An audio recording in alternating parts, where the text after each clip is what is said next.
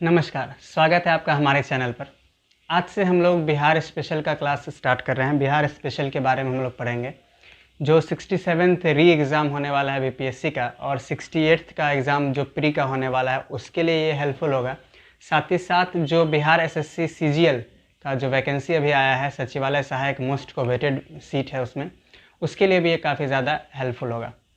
अगर हम लोग बिहार एसएससी या फिर बीपीएससी के ट्रेंड को देखें तो बिहार ज्योग्राफी से अच्छा खासा क्वेश्चन पूछा जाता है। दो सेक्शन इंपॉर्टेंट है बिहार स्पेशल में, एक बिहार ज्योग्राफी हो जाता है और दूसरा बिहार हिस्ट्री हो जाता है।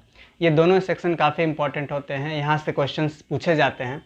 तो आज हम लोग बिहार ज्योग्राफी से स्टार्ट कर रहे हैं, जो कि काफ़ी थोड़ा इंटरेस्टिंग भी है और पढ़ने में भी अच्छा लगता है। तो आइए हम लोग यहाँ से आज से वीडियो स्टार्ट करते हैं। आपके सामने बिहार का एक रफ स्केच, एक रफ मैप दिख रहा है, जहाँ पर बिहार की पूरा सीमा आपको दिख रहा है कि यहाँ पर क्या क्या है। तो अगर हम लोग सबसे पहले बिहार के मैप को अच्छे से स्टडी करें, क्योंकि मैप से ही 2-3 क्वेश्चन बन जाते हैं, तो अच्छे से स्टडी करेंगे तो बिहार के नॉर्थ में नेपाल हमें देखने को मिलता है।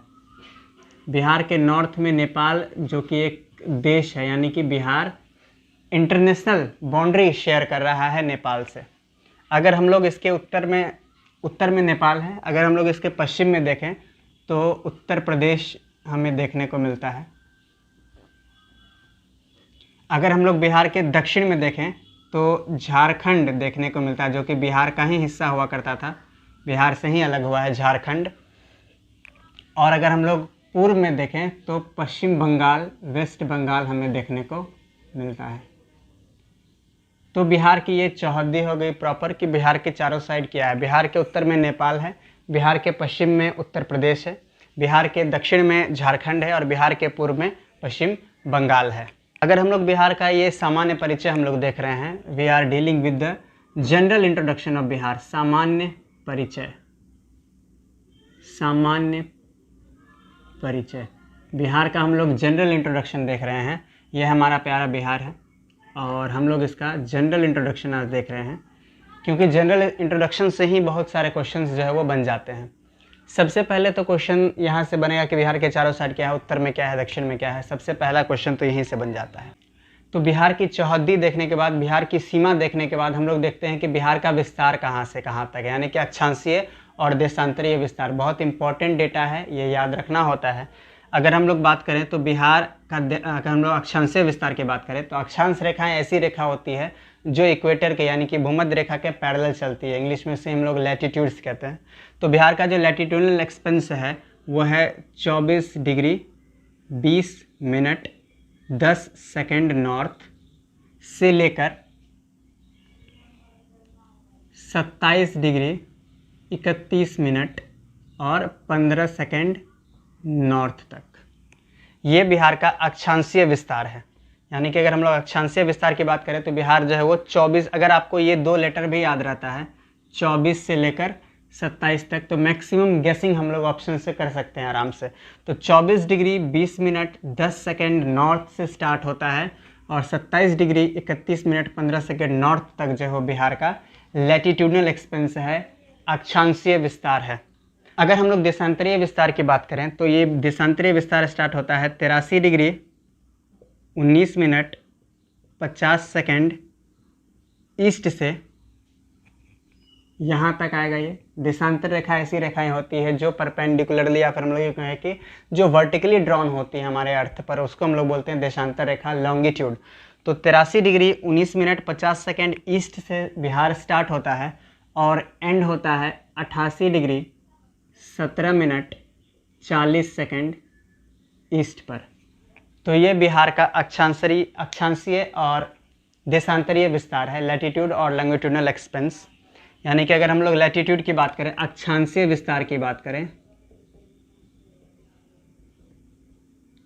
अक्षांशीय विस्तार की बात करें तो 24 डिग्री 20 मिनट 10 सेकेंड से स्टार्ट होकर 27 डिग्री 31 मिनट 15 सेकेंड नॉर्थ तक चलता है। जिसमें से पहला 2 लेटर भी याद रहे तो हम लोग ऑप्शन एलिमिनेशन यूज़ कर सकते हैं। उसी तरीके से इसमें अगर हम लोग देशांतरीय विस्तार में 83 डिग्री से 88 डिग्री के बीच भी याद रखते हैं तो कई बार हम ऑप्शन एलिमिनेट कर सकते हैं। हालांकि याद रखने का ट्रिक बहुत अच्छा है। 83 डिग्री 19 मिनट 50 सेकेंड ये तो बढ़ रहा है लेकिन बाकी सभी घट रहे हैं। 19 से घट के 17 आता है, 50 से घटकर 40 जाता है, और ईस्ट तो है ही क्योंकि बिहार जो वो नॉर्थ ईस्ट के साइड में हमें पड़ता है। ये देशांतरीय विस्तार है।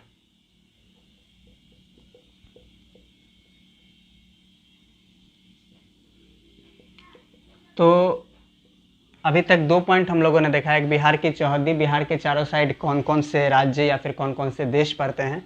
उसके बाद बिहार का लैटिट्यूड और लॉन्गिट्यूडनल एक्सपेंसेस क्या है। ये डेटा आपको याद रखना है क्योंकि इससे सीधे सीधे क्वेश्चंस पूछे गए हैं प्रीवियस ईयर में कि बिहार का लैटिट्यूड या फिर लॉन्गिट्यूडनल एक्सपेंसेस बताइए क्या है। इसके बाद अगर हम लोग एक और इम्पोर्टेंट डेटा की बात करें तो वो है बिहार का क्षेत्रफल।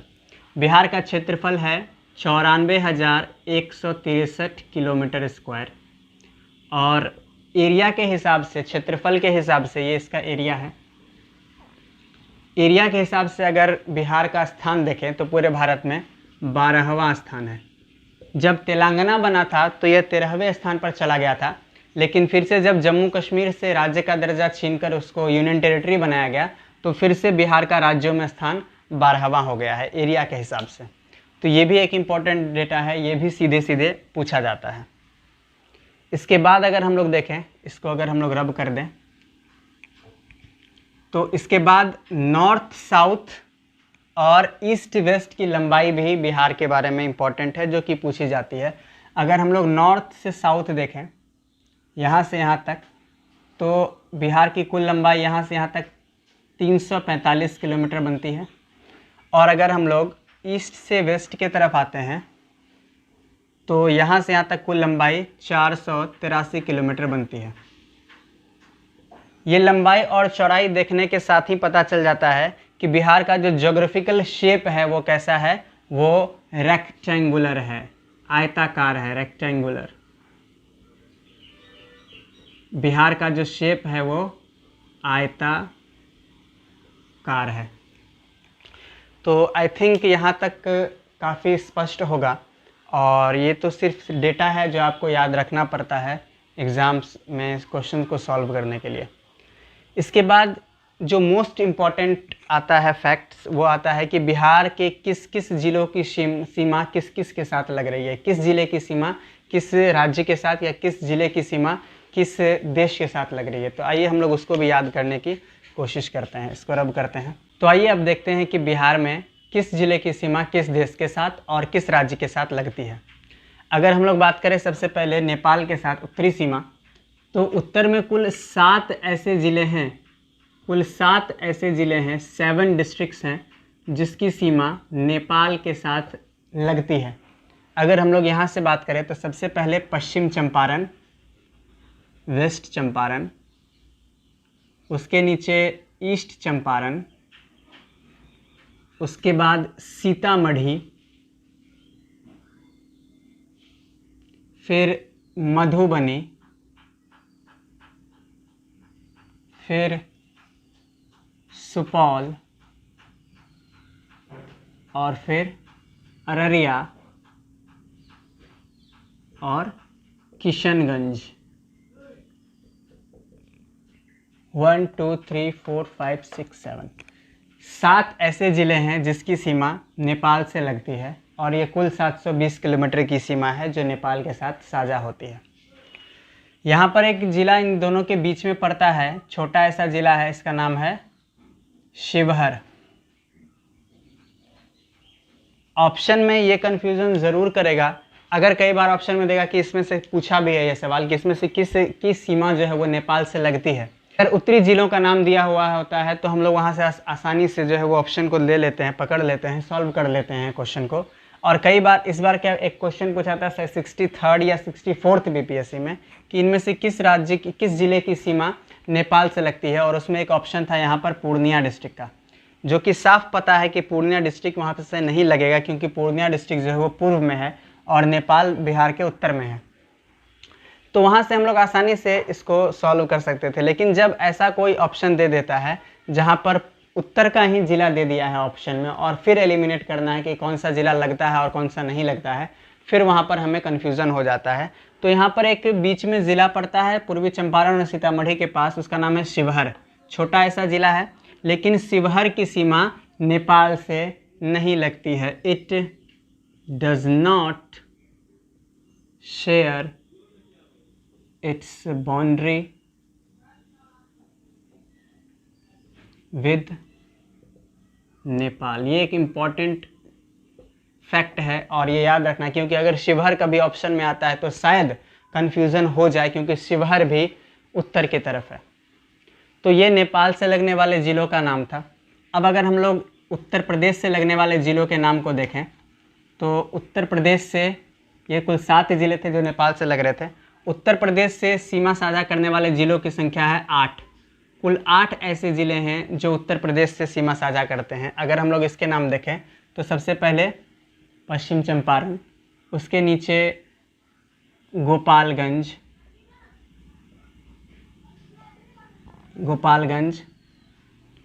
सिवान, सारण, बक्सर, भोजपुर,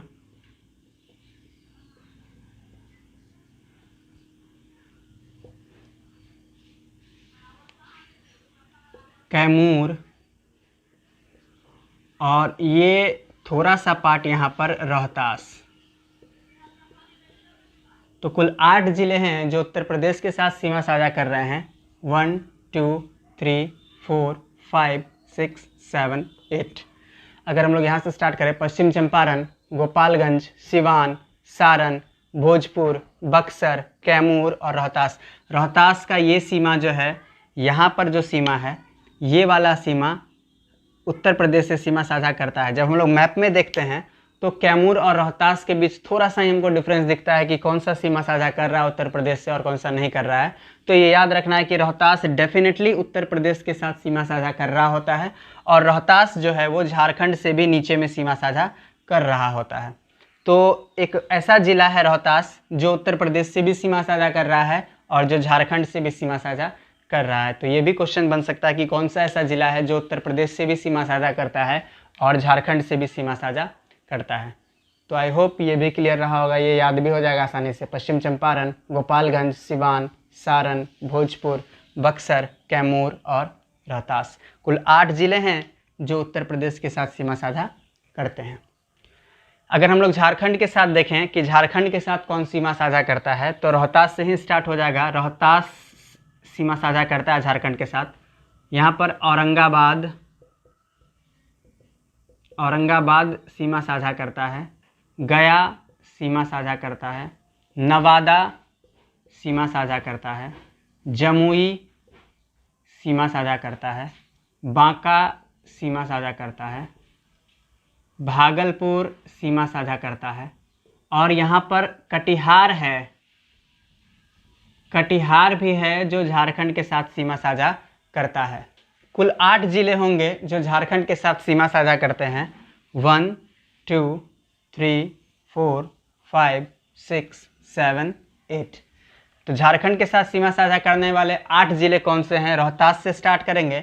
रोहतास, औरंगाबाद, गया, नवादा, जमुई, बांका, भागलपुर और कटिहार, ये 8 ज़िले हैं जो झारखंड के साथ सीमा साझा करते हैं। तो झारखंड से सीमा साझा करने वाले ज़िलों की संख्या अगर पूछी जाए तो 8 ज़िले ऐसे हैं जो झारखंड के साथ सीमा साझा करते हैं। और अगर हम लोग बिहार के पूर्वी क्षेत्र में देखें, पश्चिम बंगाल जो है बिहार के पूर्व में, तो कौन कौन से ज़िले हैं जो पश्चिम बंगाल के साथ सीमा साझा करते हैं? अगर बिहार में हम लोग देखें तो 3 ज़िले हैं जो पश्चिम बंगाल के साथ सीमा साझा करते हैं। एक किशनगंज, उसके बाद पूर्णिया और फिर कटिहार। ये 3 ज़िले हैं जो पश्चिम बंगाल से सीमा साझा करते हैं, किशनगंज, पूर्णिया, कटिहार। आई होप यहाँ तक ये बात क्लियर होगा। अब हम लोग आज का सामान्य परिचय में एक लास्ट टॉपिक देखेंगे, क्योंकि बहुत सारे टॉपिक्स ऐसे हैं जो हम लोग सेक्शन वाइज फिर पढ़ते जाएंगे, तो वहाँ पर हम लोग देखेंगे। सामान्य परिचय में एक लास्ट टॉपिक जो देखेंगे कि बिहार का सबसे उत्तरी ज़िला, बिहार का सबसे पश्चिमी ज़िला, बिहार का सबसे दक्षिणी ज़िला और बिहार का सबसे पूर्वी ज़िला कौन सा है। तो इसको पहले हम लोग रब कर लेते हैं। तो बिहार के सामान्य परिचय में हम लोग देखते हैं आज का लास्ट टॉपिक, बिहार का सबसे उत्तरी जिला, बिहार का सबसे दक्षिणी जिला, बिहार का सबसे पूर्वी जिला और बिहार का सबसे पश्चिमी जिला कौन सा होता है। तो ये काफ़ी इजी रहेगा याद करना। बिहार का सबसे उत्तरी जिला जो है वो है पश्चिम चंपारण, सबसे उत्तर में पड़ता है पश्चिम चंपारण, सबसे उत्तरी जिला है। डाउट कहाँ पर होता है? दक्षिणी जिला में। जब आप बिहार का प्रॉपर मैप देखेंगे तो वहाँ पर आपको दिखेगा ये गया भी नीचे इस तरह से निकला हुआ थोड़ा सा, और इधर जमुई भी जो है वो नीचे काफ़ी ज़्यादा निकला हुआ दिखता है। तो इन दोनों में कौन सबसे दक्षिणतम है अगर ये देखा जाए तो गया जो है वो सबसे दक्षिणतम होता है। गया जो है वो साउदर्न मोस्ट डिस्ट्रिक्ट है, साउदर्न मोस्ट डिस्ट्रिक्ट जो है वो कौन सा है? गया है। अगर हम लोग सबसे पश्चिमी की बात करें तो सबसे पश्चिमी यहाँ पर हमको दिखता है कैमूर। कैमूर वो ज़िला है जो बिहार के सबसे पश्चिम में है, वेस्टर्न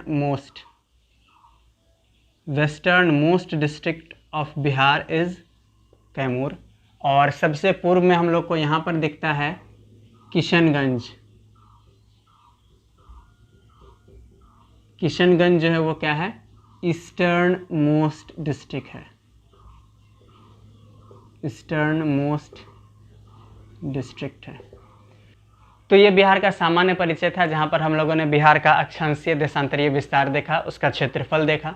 फिर हम लोगों ने देखा कि बिहार में कौन कौन से ज़िले हैं जो किस राज्य के साथ सीमा साझा करते हैं, कितने राज्य के साथ सीमा साझा करते हैं, कौन सा अंतर्राष्ट्रीय सीमा साझा करता है, कौन से ज़िले हैं उनके साथ जो अंतर्राष्ट्रीय सीमा साझा करते हैं। उसके बाद उत्तर से दक्षिण तक लंबाई, पश्चिम से पूर्व तक लंबाई, ये सभी फैक्ट्स को आज हम लोगों ने देखा।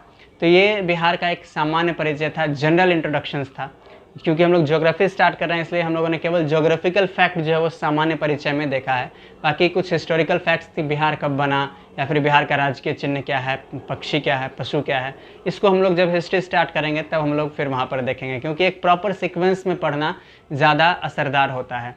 बुक्स में बहुत सारे इन्फॉर्मेशंस डेफिनेटली लिखे हुए होते हैं, लेकिन वो काफ़ी हेल्टर स्केल्टर मैनर में होते हैं, जहाँ पर हम लोग को ये पता नहीं चल पाता कि किसको किसके साथ पढ़ें ताकि प्रॉपर अंडरस्टैंडिंग बन सके।